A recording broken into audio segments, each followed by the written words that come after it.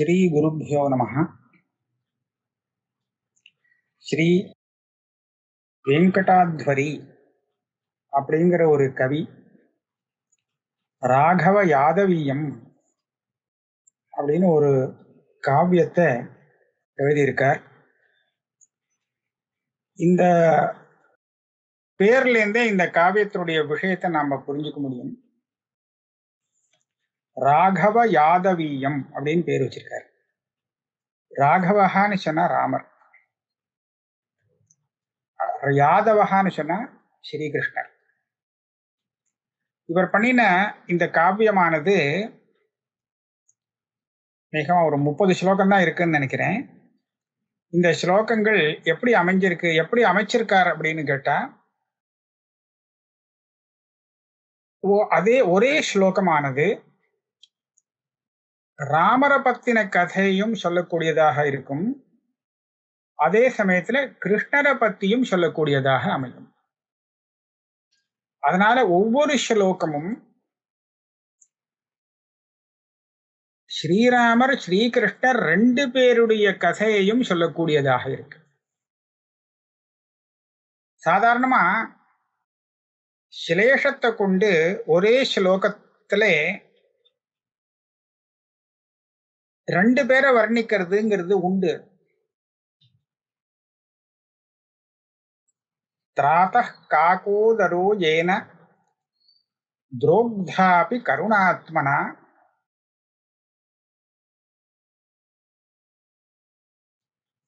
அப்படின்னு ஒரு ஸ்லோகம் இருக்கு. அதே மாதிரி சர்வதோ மாதவ பாயாத் இன்னொன்னு, இது அதோட சம்பந்தப்படாது. சர்வதோ மாதவ பாயாத்,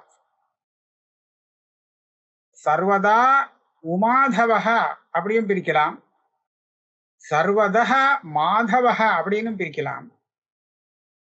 அதே வாக்கியத்தை 2ஆ பிரிக்கலாம். இப்ப திராதः காகோதரோ ஏன அப்படிங்கிற இடத்துல காகோதரஹான சர்ப்பம், அந்த சர்ப்பம்ங்கிறது காளிய நாகமாக எடுத்துட்டோம்னா,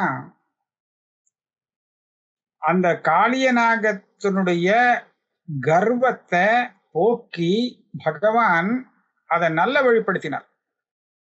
அதனால அந்த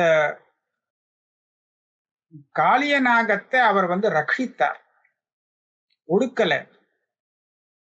அவருடைய அந்த காளிய நாகத்தினுடைய கர்வபங்கம் பண்ணி ஒரு நல்ல நாகமாக அதை ஆக்கினார், காப்பாற்றினார். அப்ப கிருஷ்ணரை சொல்லக்கூடியதாக இருக்கு. திராதः காகஹ அதரோ ஏன அப்படின்னு பிரிச்சோமானால், பயமில்லாமல் அந்த காக்க ரூபத்திலே அந்த காக்காசுரன் ஒரு தப்பான காரியத்தை செய்தானே, அவனை அஸ்திரம் விட்டு காப்பாத்தினார்னு அர்த்தமா. எப்படி காப்பாத்தினான்னா, அது ராமர் தான் காப்பாத்தினார். காக்காசுரனை வேற எங்கேயும் போக முடியாம பண்ணி, எல்லா இடத்துக்கும் போயிட்டு ஒரு நாள் ஒண்ணும் பண்ண முடியாது, காப்பாற்ற முடியாதுன்னு சொல்லி திரும்பி ராமர் கிட்டேயே விழுந்து ராமர்கிட்ட சரணாகதி ஆன உடனே காப்பாத்தினாருங்கிறது கதை இருக்கு. உத்தரார்த்தம் ஞாபகத்துக்கு கொடுத்து, பூதனாமா ரணக்யாதா, பூதனா மாரணக்யாதா அப்படின்னு பிரிக்கலாம். பூதனாமா ரணக்யாதா. கிருஷ்ணரை சொல்லும் போது பூதனைங்கிற ஒரு ராட்சசியை பால் குடிக்கிறேன் அப்படிங்கிற அந்த வியாஜத்துல உயிரை குடிச்சுட்டார் அவர். மாரணக்யாதா, இதனால பிரசித்தமானவர். அதே மாதிரி ராமரை சொல்லும் போது பூத நாமா, அவருடைய பெயரே நமக்கு பவித்திரத்தை கொடுக்கக்கூடியது. ரணக்யாதா, யுத்தத்துல ரொம்ப அவர் யுத்தத்துல அவருடைய வீரத்துக்கு ஈடு இல்லை, அதனால அவர் பிரசித்தமானவர். அதுக்கு மேலே சனோஸ்து சரணம் விபு இந்த மாதிரி ஏதாவது சேர்த்துக்கலாம், அவ்வளவுதான் ஞாபகம். இதான் விஷயம் இருக்கு. அதான் ஒரே ஸ்லோகத்தை பலவிதமா பதச்சேதம் பண்ணி 2 அர்த்தம் சொல்றது எல்லாம் இருக்கு. ஆனா இந்த ராகவ யாதவியம் அப்படி இல்லை, சிலேஷம் இல்லை. இதுக்கு சிலேஷம்னு சொல்லுவா, சிலேஷம் இல்லை. எப்படி இருக்குன்னு சொன்னா, ஒரு ஸ்லோகத்தை வரிசையா நம்பர், அதுல உள்ள அக்ஷரங்களை நம்பரை போட்டு 1 2 3 4, இதுவும் அனுஷ்டுப் ஸ்லோகமா இருக்கு அப்படின்னா, மேல 8 8 16 எழுத்து, கீழே 16 எழுத்து வரும். 1 2 3ன்னு சொல்லி 32 போட்டு விடலாம். 1 2 3 4ங்கிற வரிசையில இந்த எழுத்துக்களை வாசித்தால் ராமரை பத்தின கதை வரும். 32 31 30ன்னு ரிவர்ஸ்ல அதே அக்ஷரங்களை திருப்பி சொன்னோமானால் கிருஷ்ணரோட கதை வரும். இந்த மாதிரி ஒரு காவியத்தை அமைக்க முடியுமா? ஆச்சரியமான விஷயம். அதான் எப்படிதான் அமைச்சாரோ தெரியல. இப்பேற்பட்ட ஒரு காவியம். ஆனா இந்த மாதிரி ஒரு காவியம் இருந்தால் அது மகா கடினமா இருக்குங்கிறதுல சந்தேகம் இல்லை. அதுக்குன்னு பதங்களெல்லாம் கொஞ்சம் கஷ்டப்பட்டு தேடி சிரமப்பட்டு தான் பண்ண வேண்டியிருக்கும். அந்த மாதிரி ஒரு பண்ணியிருக்கார் வெங்கடாத்வரி. வெங்கடாத்வரி இவர் நிறைய காவியங்கள்லாம் பண்ணினவர். லக்ஷ்மி சகஸ்ரம் என்ன, பல காவியங்கள்லாம் பக்தி காவியங்களும் பண்ணியிருக்கார், நிறைய பண்ணியிருக்கார். அதனால பெரிய கவிங்கிறதுல சந்தேகமே இல்லை. அதுல இந்த ராகவ யாதவிங்கிற இந்த கிரந்தமானது பல தடவை அதுக்கு நிறைய எடிஷன்ஸ் எல்லாம் வந்திருக்கு, வியாக்கியானமும் இருக்கு. அவரே பண்ணினாரா வேற யாரா பண்ணினாராங்கிறது சரியா தெரியல. ஆனா நல்ல வியாக்கியானங்கள்லாம் இருக்கு. அதாவது அதனுடைய பதங்களை பிரிச்சு நமக்கு போதிக்க வேண்டிய நல்ல வியாக்கியானம் இருக்கு. இந்த ராகவ யாதவியம் அப்படிங்கிற கிரந்தத்தை நமக்கு டாக்டர் எல் சௌஜன்யகுமார் அவர்கள் ஒவ்வொரு ஸ்லோகமாக பிரதி ஸ்லோகமும் அர்த்த விவரணம் கொடுத்து சொல்ல போறார். சௌஜன்யகுமார் அவர்கள் ஏற்கனவே சீதா ராவண சம்பாத ஜரி அப்படிங்கிற ஒரு காவிய கிரந்தத்தை ஒரு 6 மாசம்னு நினைக்கிறேன், 6 மாசம் உபன்யாசம் பண்ணி நல்ல பேர் பெற்றவர். அவர் சொல்றது எல்லாருக்குமே பிடிச்சிருக்கு. எந்த அளவுக்கு சரளமாக புரியும்படியாக சொல்ல முடியுமோ அந்த அளவுக்கு சரளமாகவும் பிராமாணிகமாகவும் அந்த விஷயத்தை எடுத்து சொல்றார் அப்படிங்கிறது பல பேர் சொல்லி கேட்டு நான் சந்தோஷப்படுறேன். இப்ப இந்த ராகவ யாதவியம் அப்படிங்கிற இந்த கிரந்தத்தையும் அவர் அதே மாதிரி நல்ல விதத்துல எடுத்து சொல்லுவார் அப்படிங்கிற நம்பிக்கை எனக்கு இருக்கு. தர்மதேனுங்கிற இந்த சேனல்ல இந்த மாதிரியான சில அபூர்வமான கிரந்தங்கள், பல அபூர்வமான கிரந்தங்களை பல வித்வான்களை கொண்டு உபன்யாசம் செய்ய சொல்லி இப்ப நிறைய பேர் உபன்யாசம் பண்றா. அது மூலமாக பெரிய அபிவிருத்தி அடைகிறது. இது மூலமாக இதை கேட்கிறவர்கள் அத்தனை பேருக்கும் நம்மளுடைய பிராச்சீனமான வாங்மயத்திலே எவ்வளவு அபூர்வமான விஷயங்கள் புதைந்து இருக்கு, நமக்கு தெரியாம போயிருக்கு அப்படிங்கிறது தெரிஞ்சுக்கிறதுக்கு ஒரு நல்ல அவகாசம் ஏற்படுறது. நம்மளுடைய பிராச்சீனமான சனாதன தர்மத்துல ஒரு நல்ல ஸ்ரத்தை ஏற்படும். ஏன்னா தெரியாததுனால, தப்பாக கேட்டதுனால எந்த ஒரு அஸ்ரத்தை வந்திருக்கோ அதை உண்மையை தெரிஞ்சின்றதுனாலே அதை போக்குறதுக்கு ஒரு நல்ல வழியாக நல்ல காரியங்களை செய்யறது இந்த. இப்போ இந்த ராகவ யாதவியம் அப்படிங்கிற இந்த காவியத்தை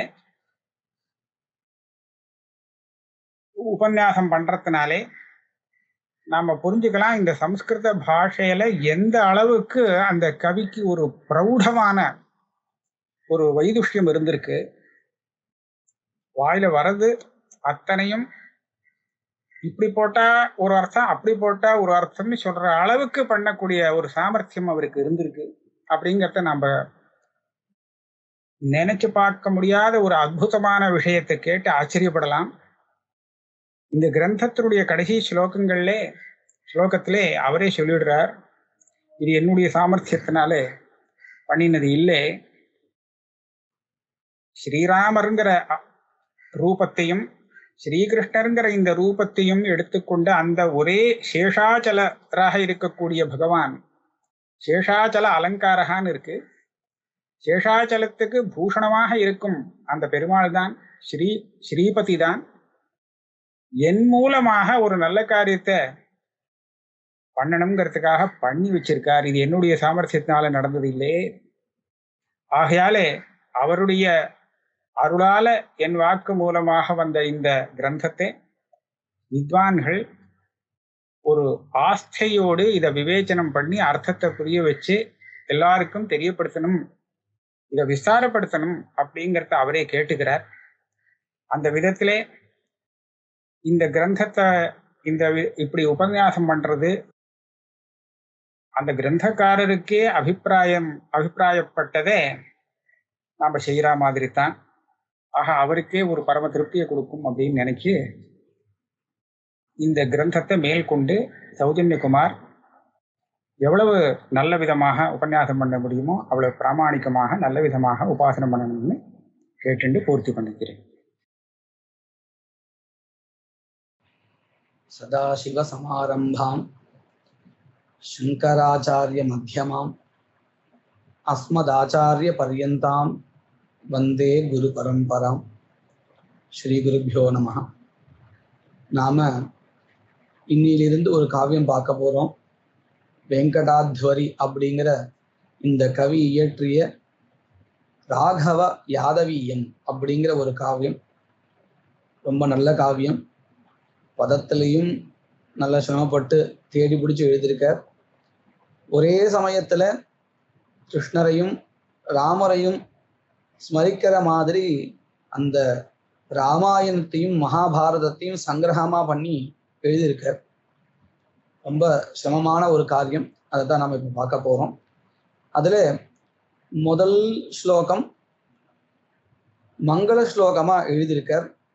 அந்த மங்கள ஸ்லோகத்திலையும் கூட ராமனையும் ஸ்மரிக்கிற மாதிரி, பின்னாடி இருந்து படிக்கும் பொழுது கிருஷ்ணரையும் ஸ்மரிக்கிற மாதிரி ரொம்ப அழகா பண்ணியிருக்கார். அதைத்தான் நம்ம இன்னைக்கு பார்க்க போறோம். முதல் ஸ்லோகம். வந்தேஹம் தேவம் தம் ஸ்ரீதம் ரந்தாரம் காலம் பாசாயஹ ராமோ ராமாதீராப்யாகஹ லீலா மாராயோத்யே வாசே. இந்த ஸ்லோகங்கள் எல்லாம் சட்டுன்னு பார்க்கும் பொழுது சம்ஸ்கிருதம் தானான ஒரு சந்தேகம் கூட வருது. ஆனா பதங்கள் அந்த மாதிரி ரொம்ப சமாசம் பண்ணி சமஸ்த பதங்களை வித்தியாசமா கொடுத்திருக்கார். இத முதல்ல பிரிச்சு அந்த ஸ்லோகத்தினுடைய பதச்சேதா என்னன்னு தெரிஞ்சுக்கும்.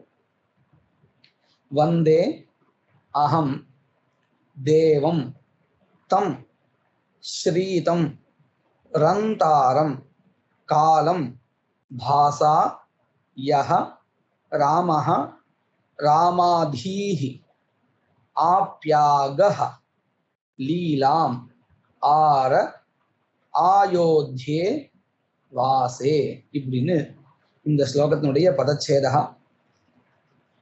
இப்போ இதனுடைய அன்வயகான்னு சொன்னா நாம என்ன பண்ணுவோம்? ஒரு ஸ்லோகத்தை நாம எடுத்துட்டோம்னு சொன்னா வாக்கியம் போல நேரடியா நம்மளால அதை படிக்க முடியாது. ராமஹா கிராமம் கச்சதி அப்படின்னு சொல்லும் பொழுது கர்த்திரு பதம் முதல்ல, கர்ம பதம் ரெண்டாவது, கிரியாபதம் வெர்பு மூணாவதுன்னு எப்படின்னு சப்ஜெக்ட் ஆப்ஜெக்ட் வெர்புன்னு அழகா சொல்லிட முடியும் நம்மளுடைய சௌகரியத்துக்கு ஏற்ற மாதிரி. ஸ்லோகங்கள்ல அப்படி பண்ண முடியாது. ஏன் அப்படின்னு சொன்னா ஸ்லோகங்களுக்கு இந்த சந்தஸ்னு உண்டு. இத்தனாவது எழுத்து இந்த மாதிரி தான் இருக்கணும் அப்படிங்கிற ஒரு நியமங்கள்லாம் உண்டு இல்லையா? அதனால அதுக்கு ஏத்த மாதிரி பல பதங்களை முன்னையும் பின்னையும் போட்டு எழுதுவோம். தமிழ்லையும் அப்படிதான். செய்யுள் அப்படின்னு சொல்லும் பொழுது அந்த செய்யுள்கள்ல நேரடியா எல்லா பதங்களும் படிச்ச மாத்திரத்துல புரியறபடி அந்த ஒரு நடையில இருக்காது. அப்படி மாறி மாறி இருக்கக்கூடியத பதங்களை எடுத்து நமக்கு அர்த்தம் புரியும்படியா ஒரு வாக்கியம் அமைச்சால் அங்கேயே ஸ்லோகத்திலேயே இருக்கின்ற பதங்களை கொண்டு ஒரு வாக்கியத்தை அமைச்சா எப்படி இருக்குமோ அந்த மாதிரி பதங்களை ஒரு வரிசைப்படுத்துறதுக்கு யோஜனா அப்படின்னு பேர். காவியங்கள்ல நம்ம படிக்கும்போது ஒரு ஸ்லோகத்தை எடுத்துட்டோம்னு சொன்னா அந்த ஸ்லோகத்தை முதல்ல வாசிச்சு அதுக்கப்புறம் அதனுடைய பதச்சேதத்தை பண்ணி அதுக்கப்புறம் யோஜனா, இதையதான் அன்வயகான்னு வழக்கத்துல சொல்றதும் உண்டு. யோஜனாங்கிறது சரியானதா இருக்கும். இப்ப நம்ம அந்த யோஜனாங்கிறத பார்க்க போறோம். எப்படி ராமாதீஹி ஆப்யாகஹ ஆயோத்தியே வாசே லீலாம் ஆர. இந்த பதங்கள் முதல்ல பதச்சேதம் பண்ணும் பொழுது ஸ்லோகத்தில் இருந்தபடியே பண்ணிட்டோம். இப்போ அப்படி இல்லை, நாம அர்த்தம் சொல்றதுக்கு எந்த மாதிரியான அனுகூலம் தேவையோ அந்த மாதிரி பதங்களை சொல்லிட்டு இருக்கோம். பாசா காலம் ரந்தாரம் ஸ்ரீதம் தம் தேவம் அகம் வந்தே இப்படின்னு இருக்கு. இப்போ இதோடைய அர்த்தா என்னன்னு பார்க்க போறோம். ஒவ்வொரு பதத்துக்கும் என்ன அர்த்தம், இந்த பதம் ஒவ்வொன்றும் எப்படி அமைஞ்சிருக்கு அப்படிங்கிறதையும் நாம பார்க்க போறோம். முதல்ல ராமாதீஹி, இந்த ராமாதீஹிங்கிறதோ ஆப்யாகஹா அப்படிங்கிறதோ ராமனை குறிக்கக்கூடியதான சொற்கள், ராமனுக்கு விசேஷனம். எந்த மாதிரி? ராமாதீஹி, ராமஹா அப்படிங்கிற பதம் நாம ரொம்ப பிரசித்தமா கேள்விப்பட்டிருப்போம். ராமஹான்னு சொன்னா அழகானவன் அர்த்தம். பொதுவா நாம இப்போ சட்டுன்னு ராமஹான்னு சொன்னா தசரத புத்திரனா இருக்கக்கூடிய மகாவிஷ்ணு ஸ்வரூபமான ராமரை நாம சொல்லிட்டு இருப்போம். ஆனா அந்த பதத்தினுடைய நேரடியான அர்த்தம் என்னன்னு கேட்டா அழகுன்னு அர்த்தம். ராமஹ அழகானவன். இப்போ இதே ஸ்திரீலிங்கத்துல சொல்லதா இருந்தால் ராமா அப்படின்னு வரும். அதாவது அழகானவள், சீதைன்னு அர்த்தம். இந்த சீதையினுடைய விஷயத்திலே ரொம்ப மனது வச்சிருக்க, புத்தி அங்கேயே இருக்கு ராமனுக்கு. அதனால ராமாயாம் தீஹி யஸ்ய சஹா பஹுரீஹி சமாசகான்னு சொல்லுவோம். இந்த சமாசகா அப்படிங்கிற ஒரு கான்செப்ட், இந்த காம்பவுண்டுன்னு சொல்லக்கூடிய இந்த கான்செப்ட் நம்ம சம்ஸ்கிருதத்துக்கு ரொம்ப பிரசித்தம். ரெண்டு பதங்களோ அல்லது ரெண்டுத்துக்கும் மேற்பட்ட பதங்களாலேயோ சொல்ல வேண்டிய ஒரு விஷயத்தை ஒரே பதத்தினால சொல்லக்கூடியதான ஒரு கான்செப்ட். உதாரணத்துக்கு பாருங்க, ராமஸ்ய புஸ்தகம். இங்க நாம ஒரு வாக்கியம் சொல்லியிருக்கோம், இதம் ராமஸ்ய புஸ்தகம் அஸ்தி. இப்ப ராமஸ்ய புஸ்தகம் அப்படிங்கிறது ரெண்டு பதம். ராமஸ்ய ராமனுடைய, புஸ்தகம் அப்படிங்கிறது புஸ்தகத்தை குறிக்கிறது. இப்படி ரெண்டு பதத்தினால சொல்ல வேண்டிய ஒரு விஷயத்தை இப்போ நாம என்ன பண்ண போறோம்னு கேட்டா ஒரே பதத்தினால சொல்ல போறோம். எப்படி? ராம புஸ்தகம். ராம புஸ்தகம் அப்படின்னு சொன்னா என்னது? ராமஸ்ய புஸ்தகம் அப்படின்னு ரெண்டு பதத்தினால சொல்ல வேண்டிய ஒரு விஷயத்தை ஒரே பதத்துல சொல்லக்கூடியதான் சமஸ்த பதம் அப்படின்னு சொல்றோம். ராம புஸ்தகம், ராமஸ்ய அப்படின்னு முதல் பதத்துல இருக்கக்கூடியதான அந்த ஷஷ்டி விபக்தியை எடுத்துட்டு பிராதிபதிகத்தை மாத்திரம் வச்சுண்டு புஸ்தகங்கிற பதத்தோட சேர்த்து சொல்றோம். இதுதான் சமஸ்த பதம்னு சொல்றோம். இந்த மாதிரி இதுல நிறைய பேதங்கள் உண்டு. தத்புருஷ சமாசகா அப்படின்னு. அதுல இப்போ நாம எடுத்துட்டு இருக்கக்கூடிய பதமானது பஹூரீஹி சமாசத்துல இருக்கு. பிரசித்தமா நாம சொல்றது உண்டு, சிதம்பரஹா அப்படின்னு சொல்லுவோம், சிதம்பரம் அப்படின்னு சொல்லுவோம். சித்து அம்பரம் யஸ்ய, அதாவது இந்த ஆகாயமே ஆடையாக கொண்டவர் எவனோ அவன் ஈஸ்வரன் அப்படின்னு நம்ம சொல்றோம் இல்லையா. அந்த மாதிரி இங்க ராமாயாம் தீஹி, ராமாங்கிற பதம் சீதையை குறிக்கிறது. ராமாயாம் சீதையின் இடத்தில், தீஹி புத்திஹி எவனுக்கு இருக்கிறதோ எப்பொழுதும் அவன் அப்படின்னா யாரு? ராமன். இப்போ இந்த ராமாதீஹி அப்படிங்கிற பதம் சீதையின் இடத்தில் தன் சிந்தனையை கொண்ட ராமனை குறிக்கிறது. அடுத்தது ஆப்யாகஹா. அகாஹான்னு ஒரு பதம். ந கச்சதீதி அகஹ, அதாவது பர்வதம், மலையின் அர்த்தம். அதனுடைய பகுவச்சனம் ஆகாஹ, மலைகள்.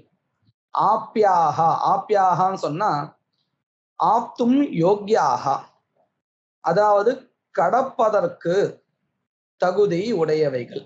நம்மளால இல்லை, ராமனால. எப்படின்னு கேட்டா ராமன் சீதையை கண்டுபிடிக்கிறதுக்காக லங்கைக்கு செல்லும் பொழுது மலைய பர்வதம், சுவேல பர்வதம், இந்த மாதிரியான எல்லா மலைகளையும் தாண்டிதானே போயாகணும். இப்போ அந்த மலைகள்லாம் எப்படிப்பட்டதா இருக்கு அப்படின்னு கேட்டா தாண்டறதுக்கு யோக்கியமா இருக்கு. ஆப்யாகாஹ, அதுவும் இதுவும் பகுவிரீஹி சமாசமா தான் இருக்கு. ஆப்யாஹா அகாஹா ஏனா. கடக்கக்கூடிய மலைகள் எவனாலோ அவன்.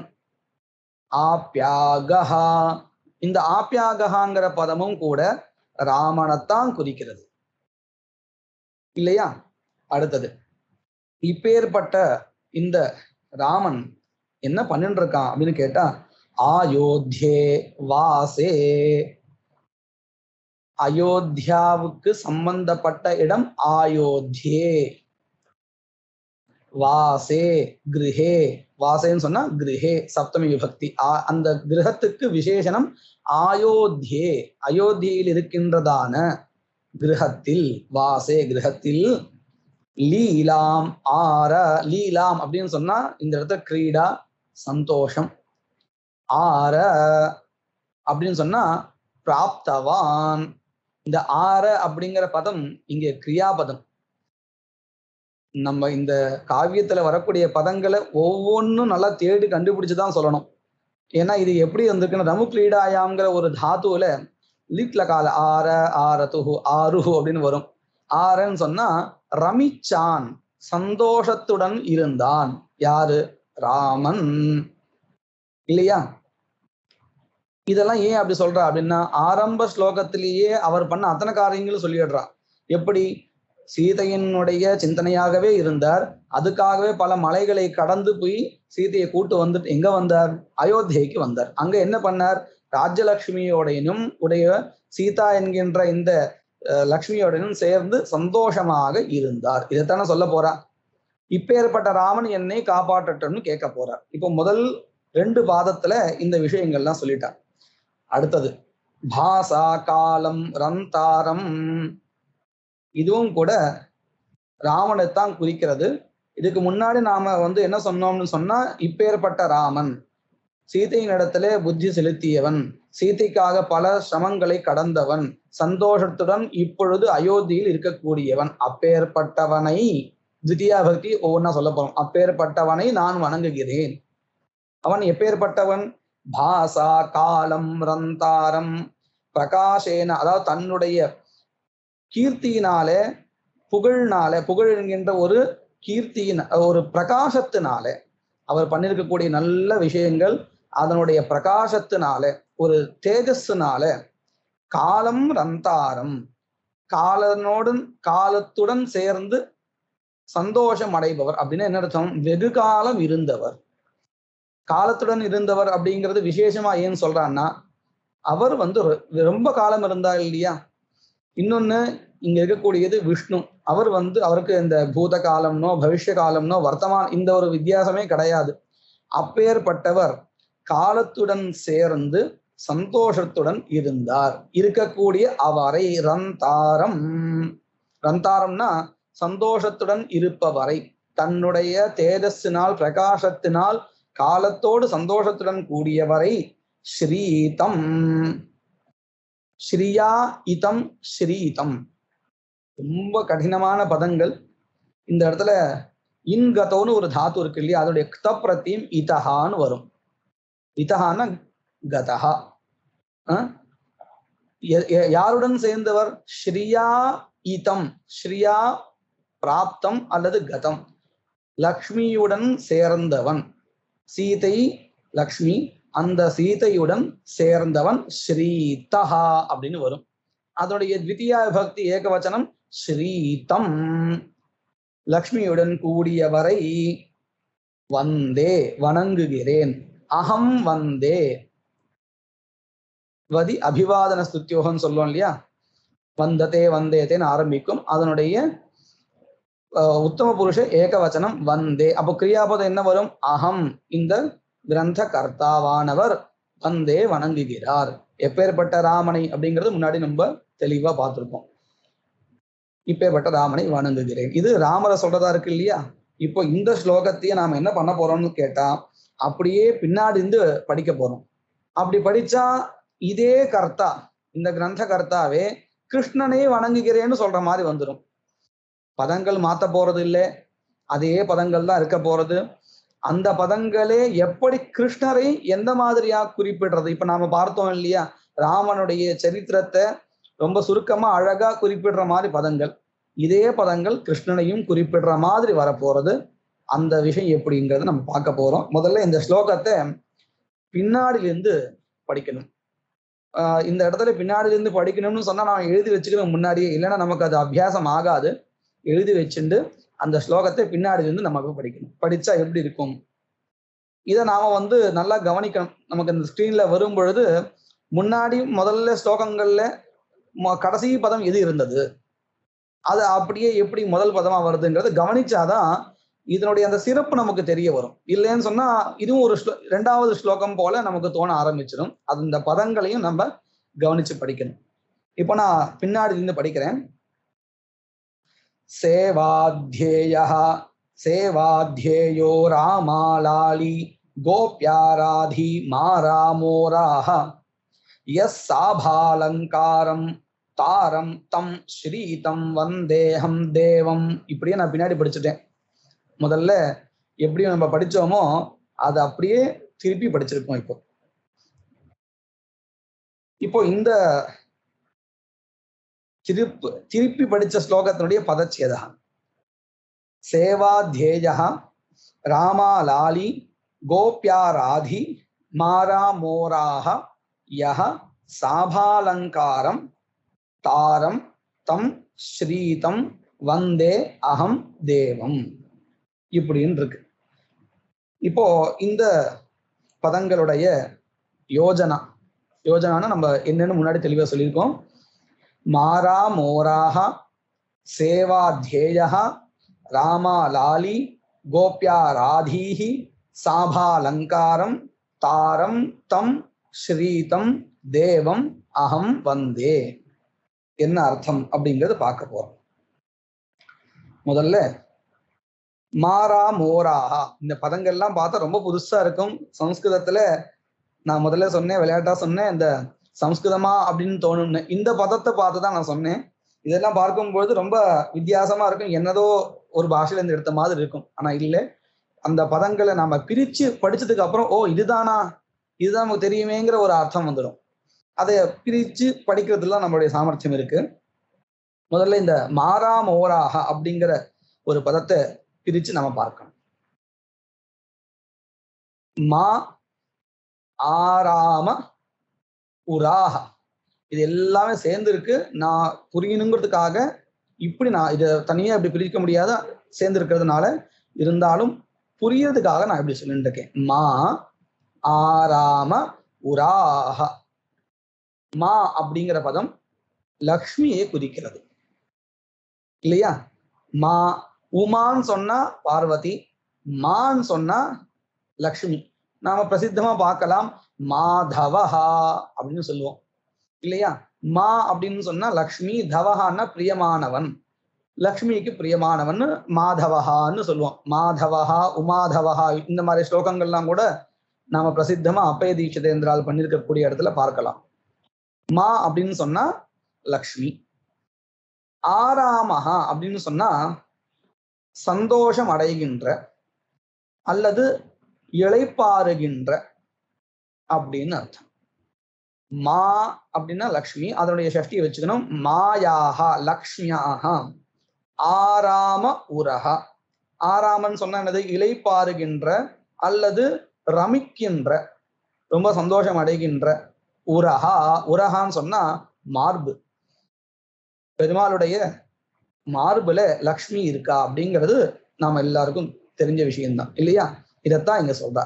இந்த பதம் முன்னாடி பார்க்கும்போது நமக்கு தெரிஞ்சதோ அது அப்ப தெரியாது, தனித்தனியா போய் பார்க்கும்போது அழகா தெரிஞ்சு போச்சு. இதுவும் கூட அந்த பகுவிரீஹி சமாசகான்னு தான் இருக்கு. எப்படின்னு பார்த்தா மாயாஹா ஆராம பூதம் உரஹா, லக்ஷ்மியினுடைய இளைப்பாறுகின்ற அல்லது ரமிக்கின்ற மார்பு.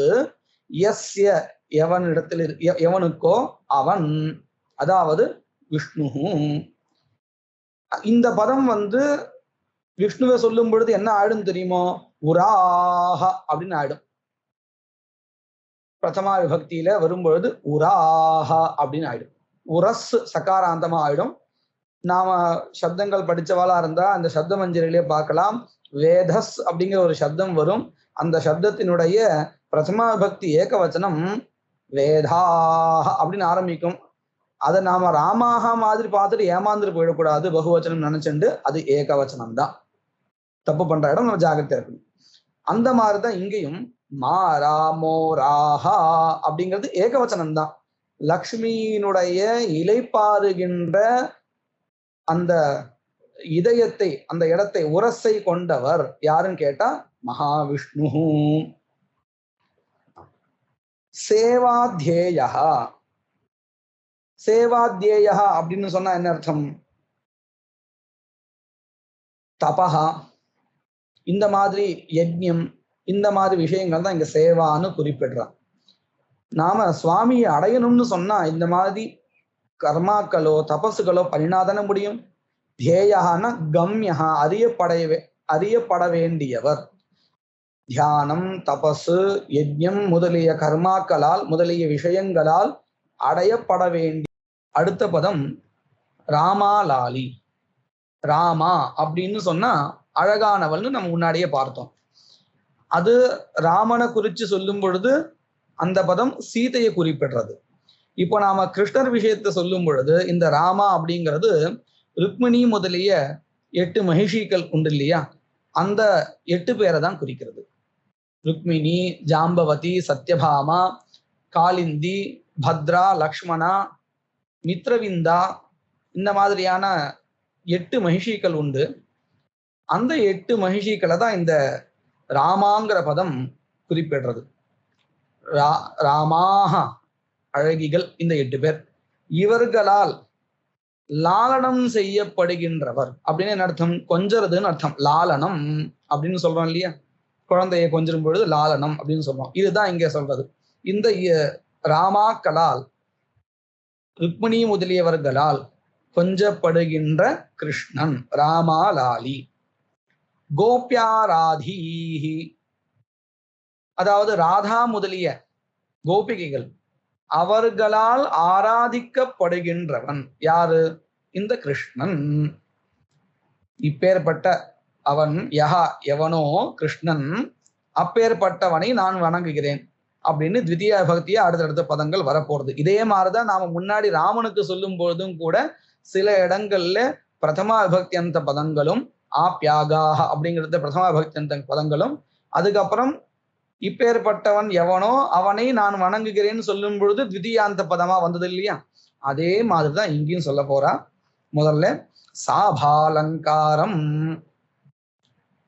இந்த இடத்துல ஆபான்னு ஒரு பதம், எல்லாம் புதுசா இருக்கும். ஆபான்னா பிரகாஷகான்னு அர்த்தம், ஒளி. அதனுடன் கூடியவன் சாபா. அலங்காரஹா, அதாவது பிரகாசத்துடன் சேர்ந்த அலங்காரத்தை கொண்டவன் அப்படின்னு என்ன அர்த்தம்? இந்த கிருஷ்ணன் அணிந்து கொண்டிருக்கக்கூடியதான ஆபரணங்கள் எல்லாம் ரொம்ப பிரகாசத்தோடு இருக்கு. கௌஸ்துபமணி, இந்த மாதிரியான ஒளியை வெளிப்படுத்துகின்றதான ஒரு நகைகள், ஆபரணங்கள், அவைகளால் அலங்கரிக்கப்பட்டவனை சாபாலங்காரம். ஸ்ரீதம், இதுவும் முன்னாடி நாம பார்த்த மாதிரிதான். ஸ்ரீயா இதம், ஸ்ரீயா சகிதம். இந்த இடத்துல ஸ்ரீ அப்படிங்கிறது லக்ஷ்மியை குறிக்கிறது. அந்த லக்ஷ்மியுடன் கூடியவரை, தம் இப்பேற்பட்ட விசேஷணங்களுடன் கூடிய விஷ்ணுவை, தேவம் தேவனை, சுவாமியை, தாரம், தாரம்னா உச்சைஹி. உச்சைஹி அப்படின்னு அர்த்தம். ரொம்ப ஒரு பக்தி மிகுதியால நாம அந்த சுவாமி பேரை சொல்லி ஒவ்வொன்னு பிரகாசம் பண்ணி கூப்பிடுவோம் இல்லையா, அந்த மாதிரி. தாரைஹி உச்சைஹி, உச்சஸ்வரத்தினால். தாரோத்யுச்சைஸ்திரயஸ்திரிஷு அப்படின்னு அமரத்து இருக்கு. அதாவது ரொம்ப உறக்கங்கிற அர்த்தத்துல இந்த பதம் இருக்கு. தாரம் உச்சைஹி, மிக உறக்கத்துடன், அகம் நான் வந்தே வணங்குகிறேன். வணங்குகிறேன் அப்படிங்கிறது வெறுமனே சரீரத்தால பண்ணக்கூடியது மட்டும் இல்லை, இந்த மாதிரி மந்திரபூர்வகமாகவோ இல்ல நாமாவளி பூர்வகமாகவோ பண்ணக்கூடியது உண்டு. அந்த நாமாவளி சொல்லும் பொழுது இந்த உச்சிஹி உறக்க, ஏன்னா உறக்கங்கிறது சரீர தர்மம் இல்லை, அது உச்சாரண தர்மா. அப்போ உறக்க கூறி நான் அந்த சுவாமியை வணங்குகிறேன்.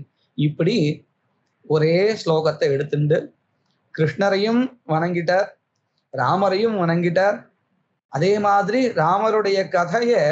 ரொம்ப சுருக்கமா அழகா சொல்லி முடிச்சுட்டார். கிருஷ்ணருடைய லீலைகளையும் ஒரே ஸ்லோகத்தை ரொம்ப அழகா முடிச்சுட்டார். இப்படி ஒவ்வொரு பதத்திலையும் நல்ல சுவாரஸ்யத்தோட சொல்லியிருக்கார். மேற்கொண்டு வரக்கூடிய ஸ்லோகங்களையும் பிரதிதினம் நம்ம பார்க்க போறோம்.